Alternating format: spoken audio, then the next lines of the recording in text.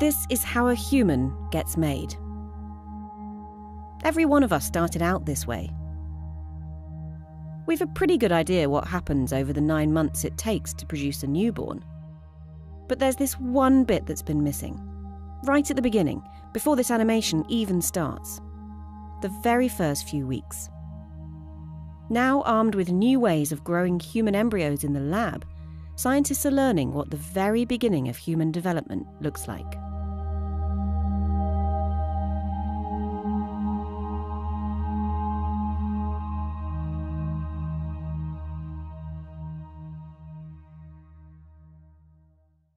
For decades, studying this crucial early time in a human embryo's development was a technical headache. Embryos are hard to get and keep alive outside the body. And it's an ethical challenge. Guidelines put together in the late 70s and 80s prevent scientists from growing embryos for longer than 14 days. Despite the hurdles, scientists do know a bit about what happens in those critical weeks, often from animal studies or rare human tissue samples. They know that sperm fertilizes egg, and one cell grows to 2, 4, 8, and so on. Around day 5 or 6, the blob starts to feature different types of cell. Scientists call this blob a blastocyst. All being well, the cells in the blastocyst begin to differentiate. 1 week in, it implants into the wall of the uterus. What happens next has been a bit of a mystery. By implanting itself into the womb's wall, the embryo basically hides, and that makes studying it in humans impossible. One way of exploring this crucial time is to study embryos donated by people who no longer need them for fertility treatment. In the last few years, several labs have developed new ways to nurture these embryos.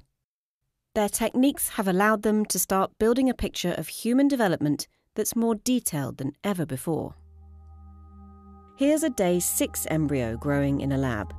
Cells destined to become the actual fetus are tagged in green. Those that go on to form the placenta in blue. By day 8, the cells are sorting and arranging themselves. The green fetal cells have condensed together, and in red here are cells that will form the interface between the baby and the placenta. It seems these extra embryonic structures develop a little later in humans than expected from studies in other animals. Day 10. The whole thing increases in size, and bundles of cells start developing into support structures. Surprisingly, at this stage, the embryo can direct its own development with no input from the mother's tissues. By day 12, the outskirts of the embryo are preparing to bind more strongly to the wall of the uterus. After all, if this were a natural pregnancy, the embryo would be there for the next 9 months. You can even see little holes appearing, ready for the mother's blood vessels to start supplying the embryo with essential oxygen and nutrients. By now, the embryo is signalling its presence to the mother via a hormone, the one that pregnancy tests pick up, HCG, labelled here in yellow. After 2 weeks, the teams ended their experiments in line with the ethical 14-day limit. To study what happens after 14 days, researchers had to turn to different techniques. Recently, scientists have built artificial embryo-like structures from stem cells. Using these partial models, they can study things like cell signalling, or even the formation of the primitive streak, the crucial thread of cells which guides a process called gastrulation. That's the moment the embryo decides which end will become the head. Here they use human stem cells growing in an animal embryo to explore that process. But even after this early phase is over, there is still a lot of work involved in building a body.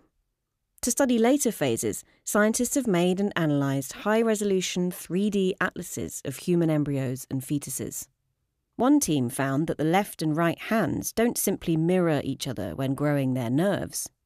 Instead, some branches take random paths in each limb. Another group saw muscles that grew in early embryos only to disappear as the fetus developed, like these. As yet, they're not sure why. It's becoming ever clearer just how important a human embryo's first few weeks are. Many scientists hope that more research will lead to a better grasp of why some pregnancies fail and how birth defects arise. Maybe even make in vitro fertilization work better. But some just want to understand exactly what happens to this tiny ball of cells in this short spark of time at the beginning of all of us.